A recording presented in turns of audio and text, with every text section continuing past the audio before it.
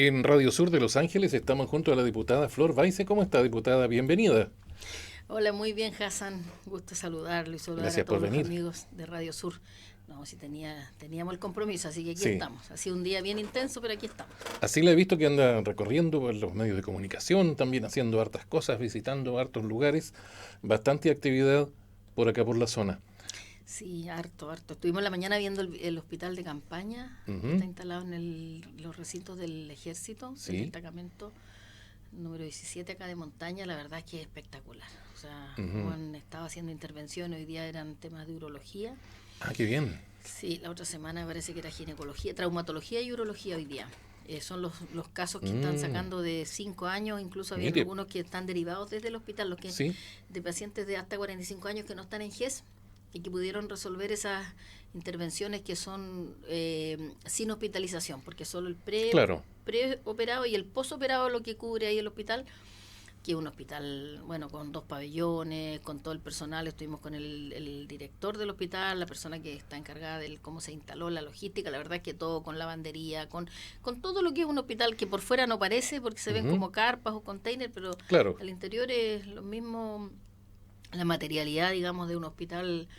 Así que desde hacía 8 años que no salían a hacer intervenciones clínicas, el hospital Mm, del ejército, fíjese, mire, y habían estado prestando apoyo solamente en materia de, no de atención clínica propiamente tal, que había sido hasta el año 2023, pero desde el 2018 que no salía al hospital a hacer apoyo a los hospitales de las otras comunas, que en este caso el apoyo al hospital de acá, al complejo asistencial. Así que estuvimos ahí saludando, felicitando al comandante a cargo, una ujú. gran obra, un gran movimiento logístico. Había estado el subsecretario Montt acá cuando vino a instalarse. ¿Ya? Nosotros en ese momento no pudimos estar porque estábamos en el Congreso. Era Ya. un día lunes que llegaron. Pero no podían no ir a verlos y, como digo, darle las gracias también por el trabajo que hacen, el compromiso y lo que ayuda en materia de salud, hoy día que es tan crítico. Así que eso fue una muy buena visita ahí que hicimos. Correcto. Hablando de salud, anda por ahí dando vueltas un comentario, ¿verdad? Respecto de los recortes. Pero en realidad serán necesario expresarlo de esa forma, ¿no será mejor expresarlo como optimización y la sola optimización va a traer de alguna manera también un ahorro? Un ahorro. Porque yo le cuento que he sabido que el hospital en tiempos pasados ha tenido, por ejemplo, no sé, algo así como la mitad del personal con licencia. Entonces ha llegado un director Sí, por ahí que ha dicho, a ver, vamos a revisar, hay mucha gente con licencia, algunos llevan años con licencia, eso no puede ser. Se despidió a unas pocas personas y ¿sabe lo que pasó? Llegó todo el mundo a trabajar. Había hasta sobredotación, porque usted tiene, por ejemplo, al titular del cargo, que está con licencia, al reemplazante, que también está con licencia, y tiene un reemplazante del reemplazante. así Entonces está pagando 3 sueldos para un es. cargo, porque usted sabe que además en Claro. el sistema funciona que al funcionario le pagan el sueldo igual, esté con Sí, licencia o no, le claro, depositan igual. Entonces de claro. repente, claro, decir, oye, estamos pagando 3 veces, estamos pagando el triple de personal porque tenemos un montón de gente reemplazada por los que están con licencia. Entonces es como que será bueno entrar a optimizar un poquito la cosa. Sí, yo creo que aquí ha habido una falla en la comunicación, Sí, sin parece, ninguna ¿eh? duda, en la expresión, en los conceptos que se utilizan incluso, porque efectivamente se trata de una optimización y de una eficiencia en el gasto público. Entonces, ¿qué es Exactamente. lo que hay? Es un Cuidar cada ajuste, peso. es una readecuación de cómo se utilizan los recursos. ¿Y qué significa eso? Que hay gastos que hoy día pueden ser no prioritarios, que no Ujú. van directamente a la atención del usuario, es decir, a la atención de los pacientes, que puede ser reducida, que no afecte la atención de los pacientes, porque Claro. eso es lo más importante y lo ha recalcado el subsecretario Montt, que lo dijo especialmente a propósito de lo que Ujú. se generó, no solo en esta comuna, en otras también, pero en esta la, la merma es una merma que la cifra es grande, pero es un 1 y algo % del presupuesto total. Claro. O sea, en realidad O sea, aquí son cifras, pero aparece una cantidad millonarias, grande, pero es tremendas. ínfima Más de en 200 cuanto... mil millones el presupuesto Claro, del servicio. claro. Más de 200.000, no son 250.000, no me recuerdo. Entonces es un 1,2%. por ejemplo. También, Pero lo que sea, si afecta a las personas, uno tiene que estar en contra. Ahí sí, claro. Porque nosotros, y lo hemos dicho, no pueden disminuirse beneficios sociales, No. como lo hicimos cuando el ministro Buduje dijo que no iba a rebajar, después dijo que sí iba a rebajar, pero ¿cómo iba a rebajar? Eficientando el uso de los recursos. Esa es la ¿Y idea, a quién pues, le iba claro. a rebajar? A las empresas que no fueran eficientes, de acuerdo al catálogo que ellos tienen, y no Ujú. le iba a dar el crédito de enlace. Eso era la forma. Bueno, acá son programas, por ejemplo, no sé, estamos hablando de apoyo desde el punto de vista de la orientación, programas de orientadores, por ejemplo. Yo estuve averiguando porque qué es lo que realmente se va a bajar. Algunos contratos y licitaciones que se tenían para cuestiones más bien administrativas, que no son Ujú. prioridad, porque a lo mejor en un momento normal de recursos o con holgura económica se puede Claro. hacer, pero cuando hay una estrechez fiscal, producto de un déficit fiscal que queda de más de Claro. 10.000 millones de dólares, en donde hay que rebajar un 3% de presupuesto, ¿dónde se rebaja? Se rebaja haciendo un uso eficiente de los recursos. Como Y en dicen- salud, evidentemente que no se le puede disminuir a la gente que está No. esperando por años de lista de espera, que además contribuyó el gobierno anterior a aumentar la lista de espera y a aumentar los déficits, porque eso es verdad. O sea, por eso digo, si hubiese una situación fiscal cómoda, no es necesario hacer esta readecuación, Claro. lo llamaría yo. Está- Pero claro, está- no ha habido la forma en cómo se comunica y La haya comunicación faltado, no ha sido haya faltado la esa mejor. esa también empatía o la forma de transmitirlo, que no se genere esta primero rechazo a ello, porque Claro, es natural que es se obvio. rechaza, y tengamos que salir incluso nosotros también a decir de que no puede ocurrir eso y que hay que explicar muy bien, pero cuando ya se instala una frase, se Claro, instala una se consigna. Se comunica de una forma, Sí, ya pues la cuando cosa se cambia. instala una y- consigna y se usa también con términos Ujú. desde un punto de vista político, es difícil empezar a... Sí. Hay que, por eso, mejor buscar los conceptos adecuados, porque después si no hay que estar haciendo puras explicaciones y seguir con el tema ahí dando vuelta, y eso lo único que hace es generar un daño, ya si uno lo ve, a lo que es la administración de este gobierno también, en el sentido de que se empieza a poner en el foco de Ujú. la discusión el hecho de que se está reduciendo los presupuestos. Claro. Y no la optimización de los procesos, que es lo que debiese hacerse. Revisar las compras, dejar de comprar lo que hay sobre stock procesos ahí, de compra, revisar claro. la bodega antes de hacer el pedido, en el fondo. ¿Qué es lo que pasaba con los ajuares? ¿Qué es lo que pasaba que si tienes sobreestoqueado, tienes bodega, que ya compraste? No siga comprando lo mismo. Entonces, ¿para qué comprar lo mismo si ya lo tienes ahí y lo usa, Ujú. no usa eso, da de baja o saca de bodega, Claro. estoqueados que están, y no, ¿por qué? Entonces tú legítimamente te preguntas, ¿por qué hacen de nuevo una licitación a algo que ya está? Porque a alguien le tiene- conviene que se compre. Claro, entonces todo eso se empieza a Que tener generar un cuidado. manto de duda. Entonces, Claro. Sí, Y- sí, un manto de dudas, como lo dice usted misma. De repente también el manto de dudas es lo siguiente, oiga, ¿por qué existen las listas de espera? Porque a alguien le convienen las horas extras, que eso son otro sueldo más. Por hay ejemplo, pabellones que no se utilizan en los hospitales. hay más de 20 pabellones en el Hospital de Los Ángeles, se utilizan unos pocos y solo en la mañana. En las tardes se hacen intervenciones en forma particular y en la noche no se utilizan, cuando deberían estar 24 horas todos los pabellones. Pero no se hace porque si no, no hay lista de espera. Si no hay lista de espera, no hay horas extras. Y si no hay horas extras, no hay un sueldo aparte. Entonces, optimizar a alguien que entre a picar sin miedo a que lo echen. Claro, mal entendido eso, porque al final, porque finalmente si tú haces un plan de De optimización. Sí. ¿no? O Sí. un plan de, ¿cómo podríamos decir?, de urgencia, no sé, de atención. Ah, claro. Y atiendes, hace un plan de, no vamos a decir 24/7, porque 24 no, pero por 18/7. Claro. ¿ya?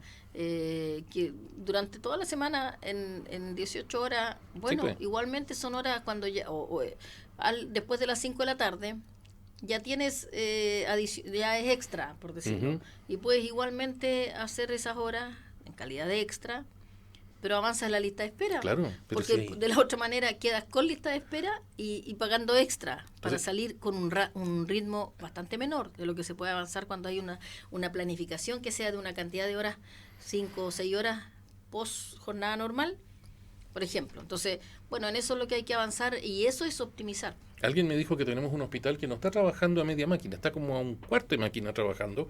No es que falte infraestructura, no es que falte otro hospital, falta optimizar, falta el Sí, 24/7. el recinto está, el espacio está, el recurso humano está, solo que claro, con una cantidad de horas que no es la suficiente y por eso hay que hacer Hay que poner turnos los dobles claro, hay o que, triple, en hay que fin. poner el incentivo en la parte correcta.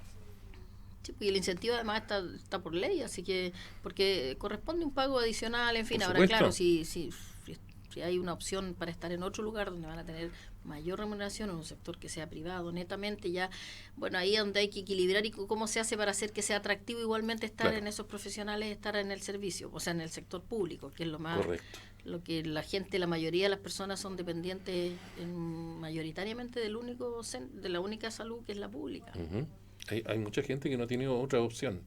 Pero sí, como le decíamos, optimizar. En vez de andar diciendo vamos a hacer recortes aquí, oiga, no, si vamos a optimizar esto y por supuesto eso va a traer consigo una economía enorme. Ujú. Porque como le digo, estar pagando 3 sueldos para un solo puesto, porque hay 2 con licencia, el Sí, titular y el reemplazante, entonces ya, oiga, no, vamos llegando al cuarto de pollo ya, como así, decían antiguamente. por- Entonces, ya. vamos llegando a eso, pero hay que decirlo de alguna manera, decir, oiga, en esto y en muchas otras partes está ocurriendo el mismo sistema, Bueno, que hay lista de espera porque le conviene, porque así se generan las horas extras de atención, qué sé yo.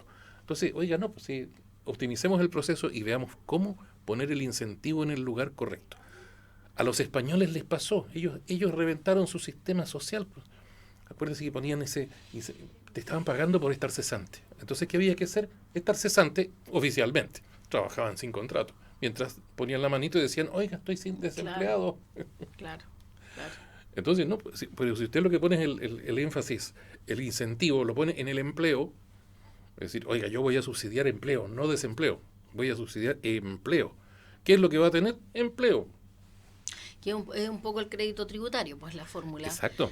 de compensar o de rebajar del PPM o del IVA, si es que el PPM ya está cubierto en un 100%, con un monto que llega hasta 83.000 y algo pesos, puede llegar, sube un poco en el caso de mujeres y de jóvenes, porque tiene Claro. un punto y un 1,5 en ambos casos, para precisamente incentivar lo que es la formalización del empleo femenino, que es la que tiene mayor desempleo, más del 10% Y con eso en nuestra región. necesitan esos recursos extra, dedicarlos, ¿no es cierto?, precisamente al tema de atender la salacuna, ¿no es cierto?, para que la mujer pueda también Sí. desarrollarse, Bueno, a lo mejor es profesional, pero no puede trabajar porque ¿quién le cuida al niño? bueno, ese es otro tema. Nosotros estamos pidiendo que se le dé urgencia al tema de ley de salacuna universal, que se le dé Ujú. urgencia. Y eso significa empezar el debate y el debate con seriedad, porque el año pasado el gobierno anterior no se pasó a la sala del Senado, de Ya. la comisión, porque no estaba el diseño financiero del proyecto, no estaba en un 100%, no había No, la tiene que estar arquitectura financiado. financiera que se dijo. ¿Por qué? Porque hay una parte que es del Estado. Hay otra parte que va con cargo al fondo de cesantía, que era parte con un 0,1 hasta un 0,3%, porque va en forma gradual, así estaba diseñado en el proyecto. Y otro porcentaje que lo pone el empleador. Entonces ahí hay que tener cuidado, Claro, otro que lo pone el Estado, pero hasta qué punto claro. lo pone el Estado y cuántos son esos valores no estaban diseñados exactamente. Y cuando tenemos estrechez fiscal, ya lo dije antes, me refería a todo lo que es el déficit fiscal, bueno, hay que tener mucho cuidado, hay que hacer los análisis, las cifras, los cálculos muy bien hechos, pero lo que no podemos pasar es que sigan sin avanzarse en ese proyecto. ¿Por qué? Porque precisamente el desempleo femenino, que afecta mucho a la bueno, a la familia en general, pero esto no es solo para las mujeres, la salacuna golpea más a las mujeres, y las mujeres somos las que Ujú. llevamos más el cuidado de los hijos, pero también puede ser de padres o Por de familias que supuesto. son uniparentales, y puede ser hombre o mujer. Claro. Entonces, pero tener esa posibilidad de tener la seguridad y la tranquilidad cuando vas a trabajar. Y hoy día son las mujeres que se han visto afectadas, pero eso tiene un costo también para el empleador y el pequeño y mediano, que reclamaron, porque ellos hicieron ver su preocupación, porque Va a no estar le iba a dar los reticente, números, le va a subir el costo de le sube el contratar costo de mujeres. contratación. Entonces hasta qué punto no te hace que sea al final una limitante para contratar mujeres, y al final sea un desincentivo a contratar Claro. mujeres. Entonces hay que equilibrar muy bien, pero como política pública desde el Estado, mirando lo macro, Muy necesario, tiene claro. que haber un soporte y una ayuda, porque además la tasa de natalidad está bajando muchísimo, muchísimo, porque está el tema de los costos de criar un hijo, pero los costos de que el otro costo que tú le agregas como un lucro cesante, porque no puedes tener ingresos, porque no puedes trabajar, porque ¿quién Claro. cuida a los hijos? Y si Entonces, trabaja tiene que ser muy bien remunerado porque hay para que que te pagar la compense salacuna. los costos que hay que Claro. pagar. Entonces, claro, hoy día también el proyecto anterior no permitía que se crearan salas cunas, que tú pudieses llevar a salas cunas privadas, particulares, 100%, y no se abría el mercado, no podían crearse más. Y una sala cuna hoy día, bueno, requerimos de un respaldo profesional potente. Ahí no puede ser cualquier lugar, tiene que cumplir con muchos requisitos, muchos estándares, que nos parece que es bien, pero que hay que empezar a abrirse al debate de ello, y tiene que ser con urgencia. No por ello significa que sea de manera más liviana ni menos responsable la discusión.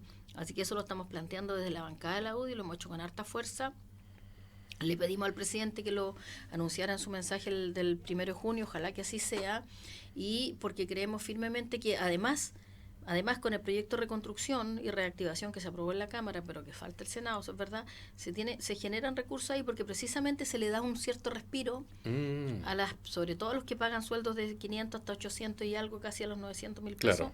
Que son principalmente pymes y medianas, pequeñas y medianas, donde puede generarse como dije, una cierta holgura que pudiese ir destinado también a financiar en parte, porque la idea es que lo financie mayoritariamente el Fondo de Cesantía y el Estado de Chile, pero hay una parte que probablemente la tiene que poner el empleador y que además tiene que ir gradualmente, ¿cierto? Tampoco una política de shock que se va de un día para, o sea, de un momento a que se publique la ley.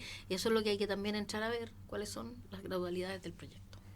Harto trabajo entonces por delante, diputada. Sí, siempre hay harto. Harto que hacer. Pero estos temas de reactivación económica, de inversión, de generación de empleo estable, con mucho empleo cuidado, femenino, claro, son muy importantes. Y son muy importantes, deben ser prioritarios. Pero con responsabilidad. Pero con responsabilidad fiscal. Claro. Con responsabilidad fiscal, y eso es responsabilidad financiera, y por eso hay que seguirlo. Y no hay que cerrarse a la conversación, al diálogo, a la apertura, de analizar, de revisar, de escuchar a todos, los que están a favor, en contra, escuchar a todos, poder lograr buscar puntos de encuentro, pero la verdad es que este proyecto que viene del presidente Piñera no ha avanzado en el gobierno anterior, insisto, hubo se aceleró además al último día del periodo del presidente, porque estuvo desde en 2022 le había incorporado unas indicaciones al Ejecutivo, pero no fue hasta fines del 2025. Hasta fines del 2025 no, 2023, miento. Ahí fue las indicaciones al Ejecutivo, pero no hubo movimiento, pues no se le dio urgencia, no se le dio, discusión inmediata ya es mucho. Nosotros estamos pidiendo que se le dé urgencia. Claro. Pero no se le dio, y cuando se le dio, o cuando se quiso pasar los últimos días a la comisión en el Senado, no estaban las respuestas a las indicaciones que había hecho el gobierno de manera clara, en términos sobre todo lo financiero, y eso es muy importante para poder tener claridad. Tiene que estar financiado. Claro, y no hacer expectativas también de que todos van a tener el acceso inmediatamente, a lo mejor va de manera, como digo, paulatina, gradual. Y en eso vamos a seguir haciendo este llamado, primero al gobierno, al presidente, y nosotros a disposición, por supuesto, para apoyar el proyecto, por supuesto, pero también hacer algunos planteamientos de cosas que creemos que se pueden mejorar y perfeccionar. Diputada Flor Baize, en Radio Sur de Los Ángeles, yo sé que anda corriendo algo para terminar.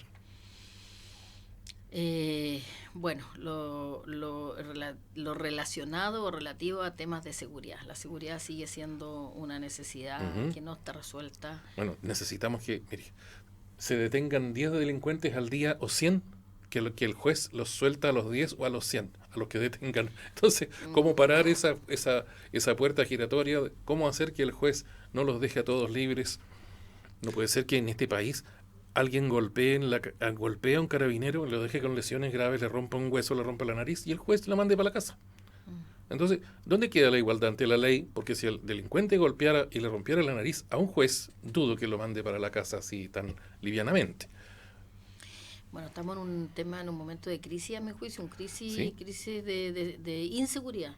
Y el deber del Estado es proteger a las personas. Y hay instituciones que son las que tienen que controlar primero el orden público, ¿cierto? Sí, la seguridad correcto. del orden público son las policías, luego viene la cadena investigativa y sancionatoria. Y hoy día tenemos un sistema procesal que a mi juicio está muy garantista y que está muy, muy enfocado hacia poner siempre el peso de la prueba en lo que hizo la policía, en lo que hizo el que se quiso defender y no en el delincuente.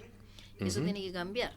Pero más allá de eso, hoy día también ocurre que cuando las personas cuando el Estado empieza a ser tan frágil frente a lo que es hoy día la violencia, el narcotráfico, el terrorismo, todo, eso ya es de marca mayor. Se sienten abandonadas y al final se empieza a operar la defensa por las propias manos.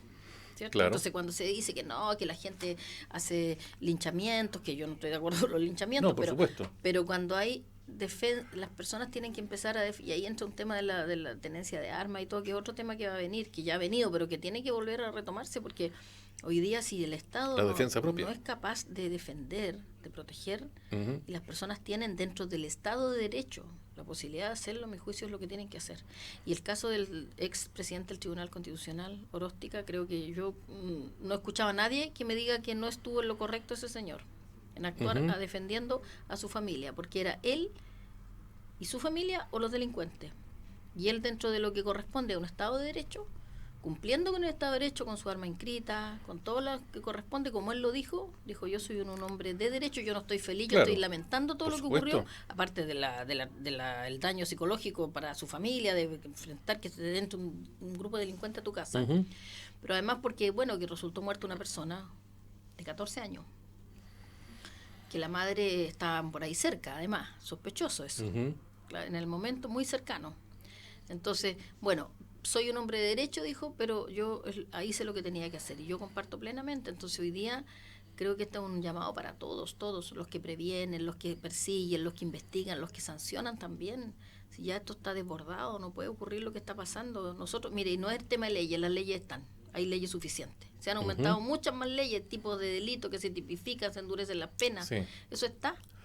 Y aquí a veces son, La voluntad cuando también. hablamos de las precautorias, por ejemplo, las cautelares, Claro. o las sanciones, hay un rango de donde los jueces, y también, y yo respeto un sistema que es autónomo, pero y que tiene agravantes, sí. atenuantes, que tiene Pero ¿sabe muchas qué? cosas de las cuales yo no soy experta. Esa parte del Código Penal es enredada, no es clara y taxativa la parte de las cautelares. Bueno, ¿qué es lo que iba a decir? Que claro, cuáles son, cuánto es peligro para la sociedad, si amenaza la ley de inseguridad interior del Estado, peligro de fuga, en fin, pero hay que ver los contextos también, y bueno, y quizás los abogados, los juristas no me van a decir, no, eso yo no me corresponde ver contextos, nada, yo analizo los hechos, pero no es lo mismo un hecho que pase ahora, no es lo mismo cuando pasan un caso, 2, 3, 4, 5, y están pasando a diario, que cuando pasa uno aislado. Sí. Entonces hoy día pasa que pasan muchos de los mismos. Entonces, ¿qué significa eso? Que hay un sistema que ya no es capaz de controlar. Que tenemos Y cuando hay más que nunca se necesitan señales súper claras tenemos de estar en contra y de combatir estos hechos, y para eso sanciones más graves, cautelares más gravosas, para que las personas que están pensando cometer esos mismos delitos por lo menos tengan algún grado de amedrentamiento de lo que les puede ocurrir si vuelven a reincidir, porque son reincidentes los que en cometen este los momento hechos. no les pasa nada. Tenemos delincuentes que los han detenido 148 veces. Entonces yo digo que el problema ya no está en el delincuente. Mire, sí, yo estuve en la brigada de robos, que se creó una nueva brigada de robos acá en la PDI, Sí. porque esa no había, empezó en marzo a funcionar, Ujú. porque los robos, mire, el último hecho en un edificio central acá, Sí. lo que ocurrió con una mujer que estaba ahí, Edificio que tiene cómo historial. entraron esas personas, cómo Uno distrajo a los conserjes y los otros dos entraron a asaltar. entonces ya se creó, y esa brigada lograron detener a los 4 días a esas personas, Ujú. que eran todas de fuera de la ciudad, de Santiago. Pero ya, está muy bien la brigada antirrobo, súper bien. Falta la brigada de delito económico, que esa no está acá. Estuve en eso, no voy a contar ahora, pero estuvimos en eso, conversando con el prefecto, estuvimos en eso, revisando todo lo que todavía hace falta acá, más allá de una infraestructura más grande, porque están en diferentes lugares incluso también. Ujú. Pero ahí es precisamente la PDI es un puntal súper determinante en lo que son las investigaciones y el logro de detener y descubrir a los responsables de cualquier tipo de delito. Están optimizando también el uso el diseño de las prefecturas para tener las brigadas que son las más necesarias. Brigada de robo, imagínense en los campos, todo lo que es vigiato entra dentro de esa brigada, que hoy día la vigiato crece cada día. Y está también, la ley claro, que incluso le da más facultades, endurece pena, y parece que los delincuentes se ríen. es que se burlan. el juez los queda mirando y dice, ya váyase para la casa, yo lo voy a mandar a llamar.